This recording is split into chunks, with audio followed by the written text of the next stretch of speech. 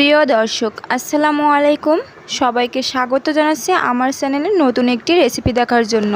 আর আমার আজকের রেসিপি ময়দা দিয়ে খুব সহজভাবে চুলায় তৈরি বনরুটি। আপনারাও চুলায় ময়দা দিয়ে এরকম নরম তুলতুলে বনরুটি তৈরি করবেন এবং 100% ওভেনের কালার আনবেন। সেই সব কিছু জানার জন্য অবশ্যই ধৈর্য সহকারে পুরো ভিডিওটি না টেনে শেষ পর্যন্ত দেখতে থাকুন। বনরুটি বানানোর জন্য প্রথমে আমি নিয়ে নিচ্ছি 1 কাপ পরিমাণ ময়দা। তারপর দিয়ে দিব হাফ চামচ ইস্ট। 1 কাপ ময়দার জন্য হাফ চামচ ইস্ট নিলেই যথেষ্ট। তারপর দিয়ে দিব সামান্য একটু নুন, 2 চামচ পরিমাণ মিল্ক পাউডার, আর 1 টেবিল চামচ পরিমাণ চিনি, আর 2 চামচ পরিমাণ সাদা তেল। এই সবগুলো উপকরণ দিয়ে হাত দিয়ে একটু মিশিয়ে নিব। তারপর হাত ছয় এরকম উষ্ণ গরম পানি দিয়ে অল্প অল্প পানি দিয়ে একটা ডো তৈরি করে নিব। এরকম ভালোভাবে চটকে চটকে একটা ডো তৈরি করে নিব। যখন হাতে জোড়া লেগে যাবে সেই পর্যায়ে আরও 2 চামচ তেল দিয়ে হাত দিয়ে ভালোভাবে মথে নিতে হবে 10 মিনিটের মতো। এরকম পর্যায়ে যখন চলে আসবে তখন হাত দিয়ে এরকম বলের মতো তৈরি করে তারপরে রেখে দিব। হাতে একটু তেল মেখে তারপরে ডোর ওপর মেখে নিব। মেখে নিয়ে তারপরে ঢাকা দিয়ে 1 ঘন্টার মতো আমি রেখে দিব। ফিরে আসছি 1 ঘন্টা পর। দেখুন ডোটা ফুলে একদম বড় হয়ে গেছে। এবার এটা ভালোভাবে আরেকটু মথে নিব 5 থেকে 6 মিনিটের মতো। মথে নেওয়া হয়ে গেলে এবার একটা পাত্র নিব। এই পাত্রেই আমি রুটিটা বানাবো। এটাতে একটু তেল ব্রাশ করে নিব।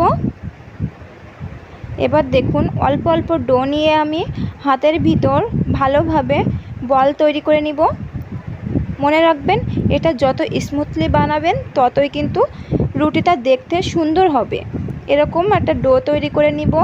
নিয়ে সবগুলো ডো এইভাবে তৈরি করে আমি এই পাত্রের ভিতর নিয়ে ঢাকা দিয়ে আরও 10 মিনিটের মতো রেখে দিব।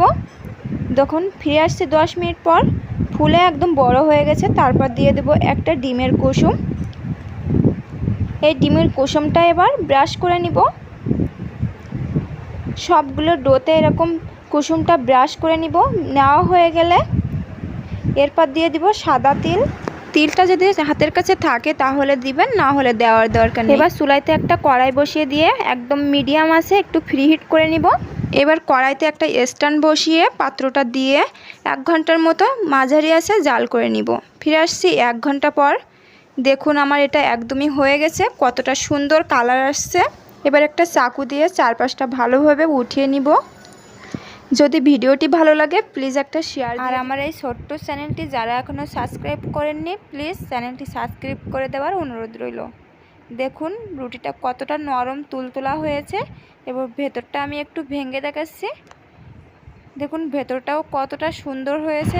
আমার একটু ডো বেঁচেছিল সেটা আমি নিয়ে অন্য পাত্রে একটা রুটি বসিয়ে দিয়েছি। সেটাও দেখতে কতটা সুন্দর হয়েছে। আর রুটিটা কতটা সুন্দর হয়েছে সেটা আমি একটু দেখিয়ে দিচ্ছি। দেখুন এর ভিতরটাও যতটা সুন্দর হয়েছে আর কালারটাও কতটা সুন্দর আসছে। আজ এই পর্যন্ত শেষ করছি। আবারও চলে আসবো নতুন একটি রেসিপি। সেই পর্যন্ত ভালো থাকবেন, সুস্থ থাকবেন। আল্লাহ হাফেজ।